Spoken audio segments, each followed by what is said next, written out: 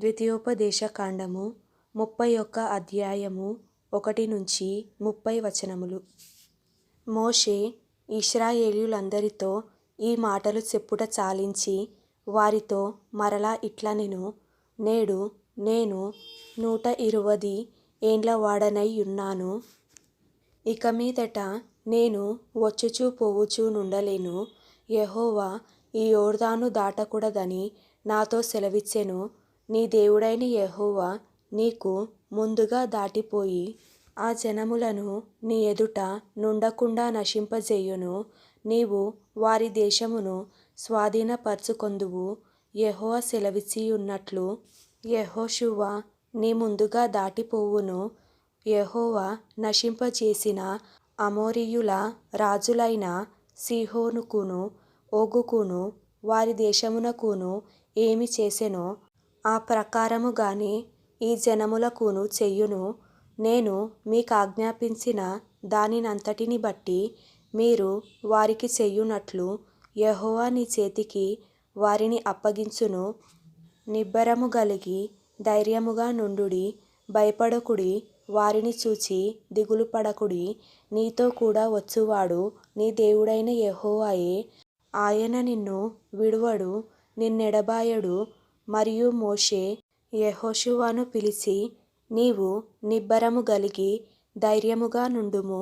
యెహోవా ఈ ప్రజలకిచ్చుటకు వారి పితరులతో ప్రమాణము చేసిన దేశమునకు నీవు వీరితో కూడా పోయి దానిని వారికి స్వాధీనపరచవలెను.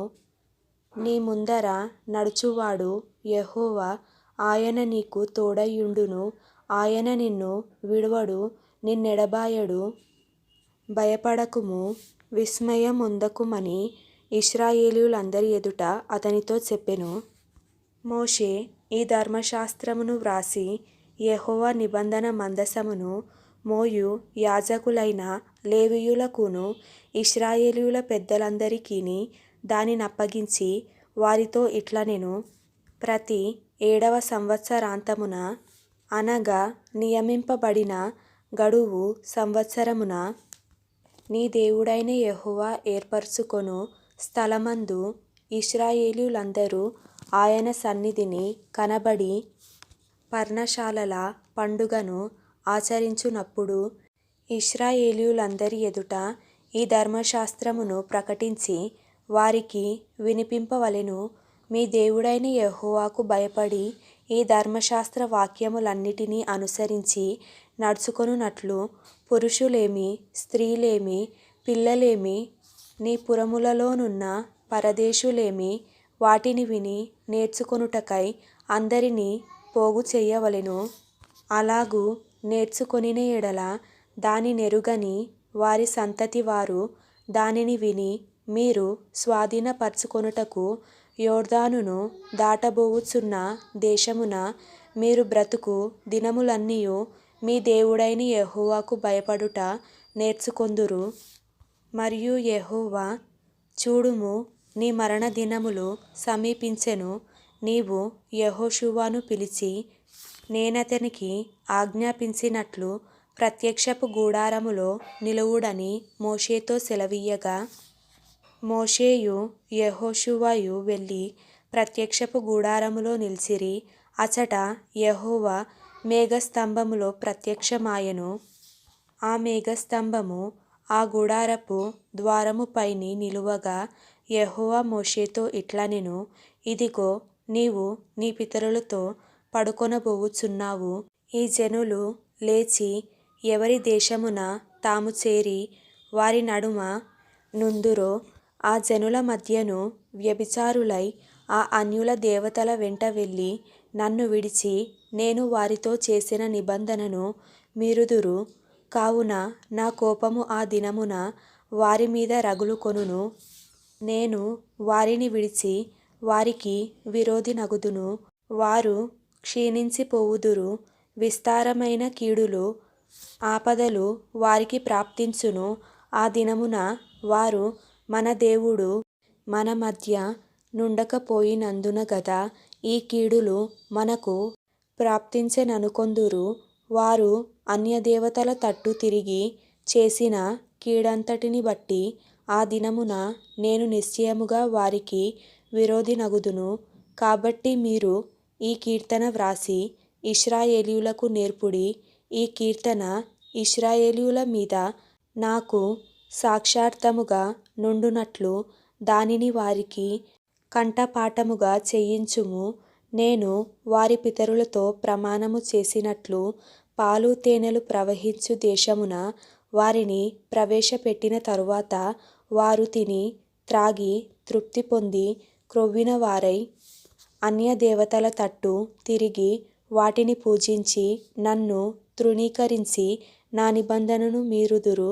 విస్తారమైన కీడులు ఆపదలు వారికి సంభవించిన తరువాత ఈ కీర్తన వారి ఎదుట సాక్షిగా నుండి సాక్ష్యము పలుకును. అది మరువబడక వారి సంతతి వారి నోట నుండును. నేను ప్రమాణము చేసిన దేశమున వారిని ప్రవేశపెట్టక మునుపే నేడే వారు చేయు ఆలోచన నేనెరుగుదుననెను. కాబట్టి మోషే ఆ దినమందే ఈ కీర్తన వ్రాసి ఇశ్రాయేలీయులకు నేర్పెను. మరియు యెహోవా నూను కుమారుడైన యెహోషువకు ఇలాగు సెలవిచ్చెను. నీవు నిబ్బరము గలిగి ధైర్యముగా నుండుము.